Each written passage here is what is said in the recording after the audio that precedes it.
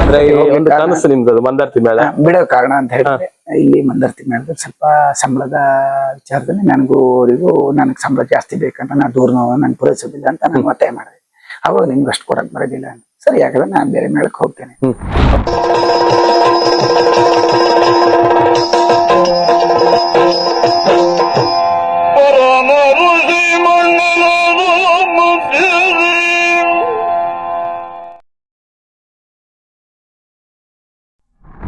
ಜ್ವಾಲ ಪ್ರತಾಪ ಇಡೀ ಕತೆ ಅವ್ರ ಸೀನು ಹಿರಣ್ಯಾಚಾರದ್ದು ಒಳ್ಳೇದಾಯ್ತು, ನಮ್ದು ಒಳ್ಳೇದಾಯ್ತು. ಎಲ್ಲಿ ಬಂದ್ರು ಕೇಳಿದ್ರು ಎರಡನೇ ಮೇಳದ ಆಟ ಕೊಡಿ ಅಂತ ಕೇಳುವಂತ. ಎಷ್ಟು ಮೇಳ ಇತ್ತು ಸರ್?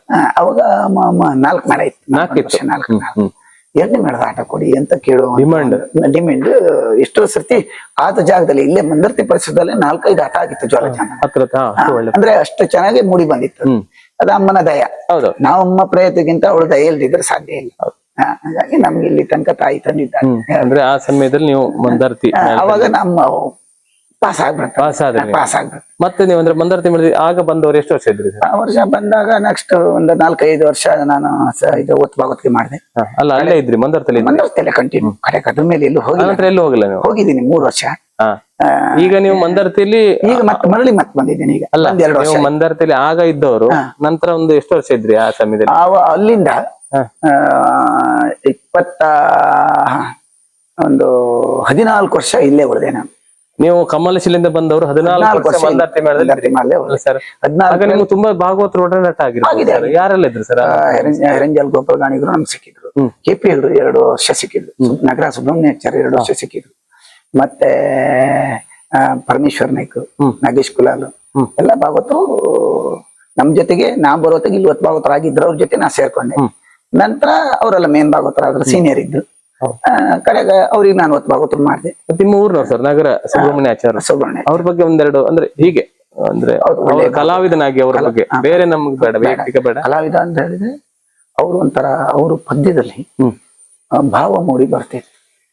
ಒಂದು ಹಾಡು ಹಾಡಿದ್ರೆ ಒಂದು ಕಲಾವಿದ ಯಾವುದೇ ಒಂದು ಸನ್ನಿವೇಶದಲ್ಲಿ ಒಂದು ದುಃಖದ ಅಥವಾ ಭಾವನೆ ಒಂದು ಕಡೆಯಿಂದ ಒಂದ್ ಕಡೆ ಅಗಲಿ ಹೋಗುವಂತ ಸೀನಿಗೆಲ್ಲ ಒಂದೊಂದು ಪದ್ಯವನ್ನು ಹಾಡಿದ್ರೆ ಈಗ ಹಾಡ್ದ ಹಾಗೆ ನಮ್ಗೆ ಅಂದ್ರೆ ಕಣ್ಣಲ್ಲೇ ನೀರು ಬರುವಂತ ಸೀನ್ ತರುವಷ್ಟು ಆ ಪದ್ಯದಲ್ಲಿ ಶಕ್ತಿ ಇರ್ತಿತ್ತು.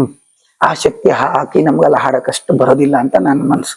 ಈಗಿನ ಭಾಗವತ ಹೆಚ್ಚಿನ ಜನರಿಗೆ ಆ ಶಕ್ತಿ ಇಲ್ಲ. ಆ ಸುಬ್ರಹ್ಮಣ್ಯಾಚಾರ್ಯರಲ್ಲಿ ವಿಶೇಷತೆ ನಾನು ಅದೇ ಕಂಡದ್ದು.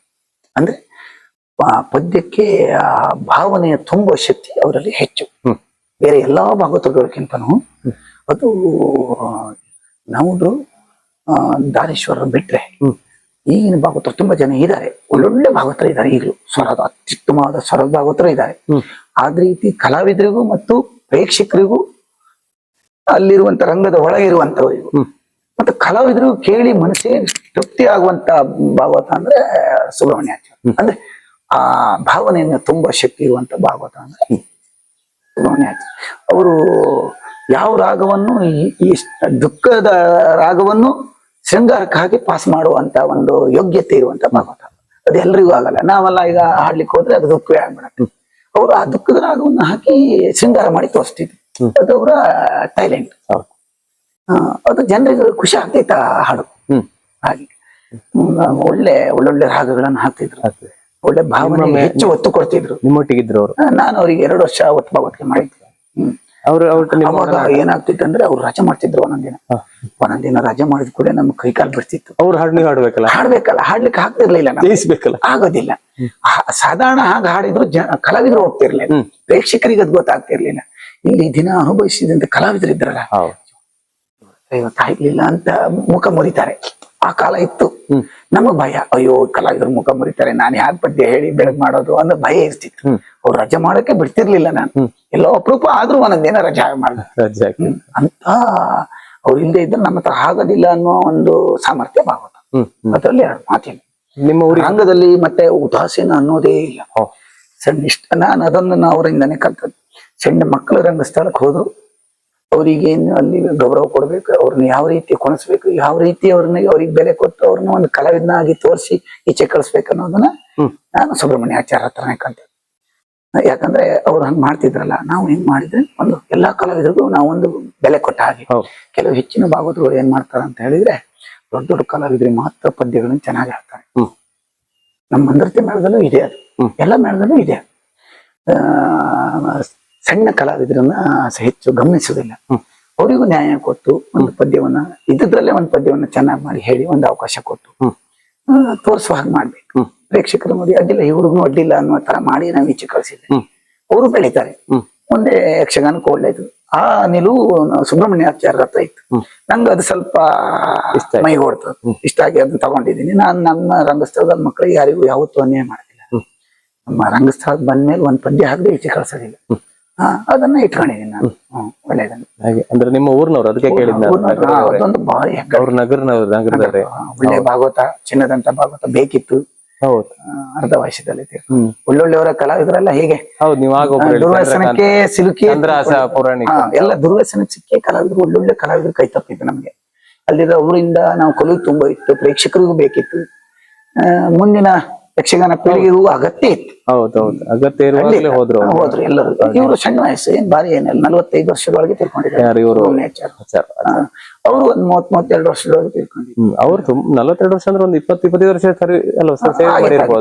ಆಗಿತ್ತು. ಇನ್ನು ಒಂದು 10-15-20 ವರ್ಷ ಇರ್ತಿತ್ತು ಅವ್ರಿಗೆ. ಒಂದು 50 ವರ್ಷ ಅಂತೂ ಸೇವೆ ಮಾಡಿ ಅದೇ ಸ್ವಲ್ಪ ದಪ್ಪ ಜೀವ ಅಲ್ಲ ಸರ್.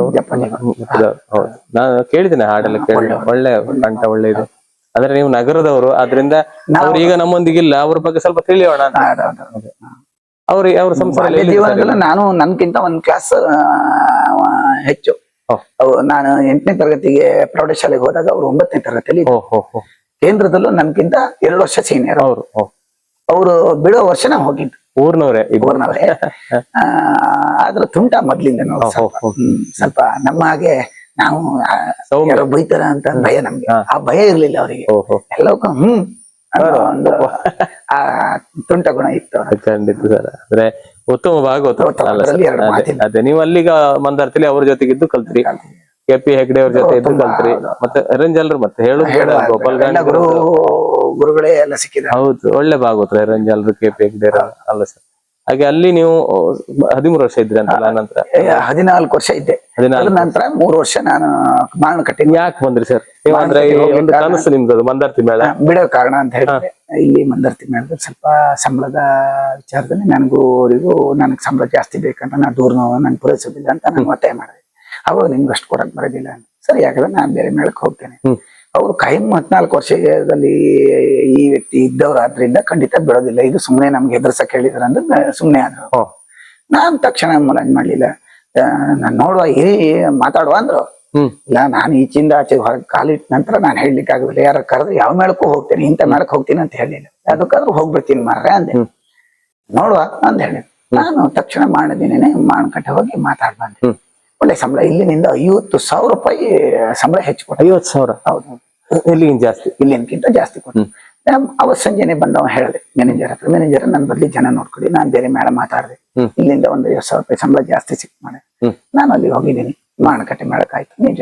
ಅವಾಗ ಇವರಿಗೆಲ್ಲ ಶಾಕ್ ಆಯ್ತು. ನಾನು ಕಾಯಂ ಇದ್ದವ, ಮತ್ತೆ ಒಬ್ಬ ಕಲಾವಿದ ಕಾಯಂ ಇದ್ದವ್ರು ಬಿಟ್ಟು ಕೂಡಲೇ ಒಂದು ಸಂಸ್ಥೆಯವರಿಗೆ ಬೇಸರ ಆಗ್ತದೆ. ಯಾವ ಸಂಸ್ಥೆಯವರಿಗೆ ಕಷ್ಟಕ್ಕಿಂತ ಇನ್ನೊಬ್ಬರು ತರ್ತಾರ ಅವ್ರು, ಲೆಕ್ಕಕ್ಕಲ್ಲ.